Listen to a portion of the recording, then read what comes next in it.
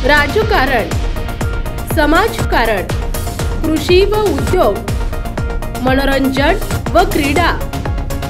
आपण पाहत आहात न्यूज 18 महाराष्ट्र, आवाज महाराष्ट्राचा। अमेरिकेची गुप्तचर संस्था CIA भारतातील तळांवर मोठा खुलासा झालाय। अमेरिकेचे राष्ट्राध्यक्ष जॉन एफ केनेडी यांच्या हत्येशी संबंधित नुकत्याच प्रसिद्ध झालेल्या कागदपत्रांवरून CIAनं नवी दिल्ली आणि कोलकाता येथे गुप्ततळ ठेवल्याचं उघड झालंय। अमेरिकेचे राष्ट्राध्यक्ष डोनाल्ड ट्रम्प यांच्या आदेशानंतर ही कागदपत्रे जारी करण्यात आली आहेत।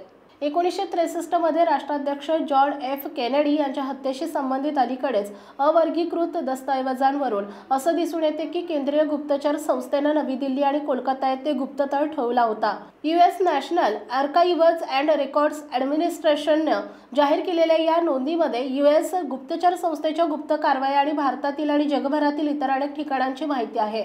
अवर्गीकृत कागदपत्रांनुसार CIAच्या न्यूयॉर्क विभागानं भारतातील नवी दिल्ली आणि कोलकाता, पाकिस्तानमधील रावळपिंडी, श्रीलंकेतील कोलंबो, इराणमधील तेहरान, दक्षिण कोरियातील सेऊल आणि जपानमधील टोकियो यांसह अनेक ठिकाणी गुप्ततळ ठेवले आहेत। यापैकी काही साइट कायदेशीर तपासणीचा विषय बनल्या आहेत, ज्यात आरोपांचा समावेश आहे की अटकेतील व्यक्तींना औपचारिक शुल्क किंवा चाचणीशिवाय ठेवण्यात आलं होतं। राष्ट्राध्यक्ष डोनाल्ड ट्रम्प यांच्या आदेशानंतर US नॅशनल आर्काइव्हज यांच्या वेबसाईटवर अंदाजे 2200 पूर्वीचे वर्गीकृत दस्तऐवज जारी केले। केनेडी हत्येशी संबंधित 8 दशलक्षाहून अधिक पानांच्या नोंदी, छायाचित्रे आणि इतर साहित्याच्या विस्तृत संग्रहाचा हा एक भाग आहे, ज्यापैकी बहुतांश पूर्वी अवर्गीकृत करण्यात आले होते। CIA गुप्त सुविधा किंवा ब्लॅक साइट्स ऐतिहासिकदृष्ट्या गुप्तचर क्रियाकलापांसाठी वापरल्या जातात, ज्यात पाळत ठेवणं, हेरगिरी करणं आणि काही प्रकरणांमध्ये संशयित दहशतवाद्यांना ताब्यात घेणं आणि त्यांची चौकशी करणं समाविष्ट आहे।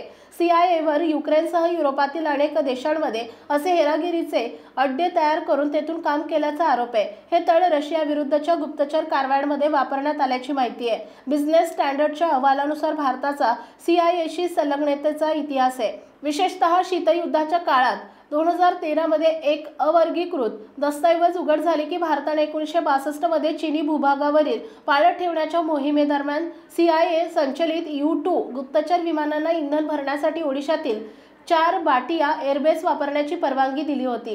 अहवालात दावा करण्यात आला आहे की स्वातंत्र्यानंतर भारताने आपल्या गुप्तचर पायाभूत सुविधा विकसित करण्यासाठी अमेरिकेची मदत घेतली। 1949 मध्ये भारताच्या इंटेलिजन्स ब्युरोचे संचालक TG संजीवी यांनी प्रामुख्याने कम्युनिस्ट चीनवर लक्ष ठेवण्यासाठी CIA सोबत सहकार्य केलं। 1950 मध्ये चीनने तिबेटवर कब्जा केल्यानंतर CIAच्या पाठिंबाने तिबेटच्या प्रतिकार सैनिकांना मदत केल्याचा आरोपही भारतावर करण्यात आलाय। 1959 मध्ये दलाई लामा भारतात पळून जाण्यातही CIAनं महत्त्वाची भूमिका बजावली होती।